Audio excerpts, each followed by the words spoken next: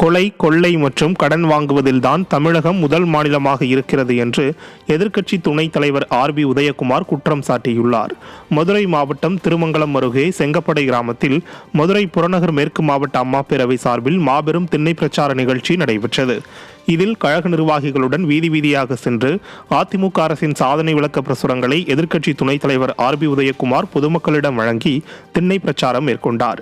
அப்போது உரையாற்றிய அவர், மக்கள் பிரச்சினை குறித்து சட்டப்பேரவையில் எதிர்க்கட்சிகள் பேசுவதற்கு அனுமதி மறுக்கப்படுவதாகவும், கடந்த 4.5 ஆண்டுகளில் 4.5 லட்சம் கோடி கடன் வாங்கிய ஒரே முதல்வர் ஸ்டாலின் தான் எனவும் குற்றம் சாட்டினார்.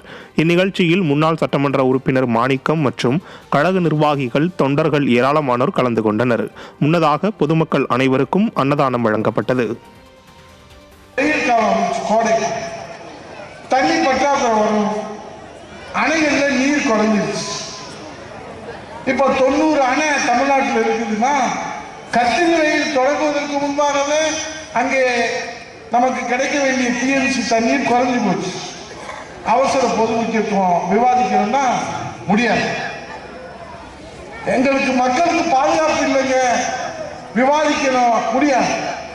எங்களை பாதுகாக்கிற காவல்துறை அதிகாரிகளே படுகொலை பண்றாங்க, நாங்க அரசின் கவனத்துக்கு கொண்டு வரணும் முடியாது.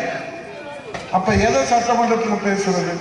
73 ஆண்டுகள்ல 5 லட்சம் கோடி வாங்கின தமிழ்நாட்டில் இந்த 4 வருஷத்துல நிர்வாக திறமை இல்லாம, எந்த விதமான மூலதன செலவும் பண்ணாம, இந்த 4.5 வருஷத்துல 4 லட்சம் கோடி கடன் வாங்கின இந்தியாவில ஒரே முதலமைச்சர் இந்த முத்துவேல் கருணாநிதி தான். ஆனா சொல்றாரு, இந்தியாவில தமிழ்நாடு முதன்மை இடத்துல இருக்கு. எதுல இருக்கு? கொலை, கொள்ளையில கடன் வாங்குறது.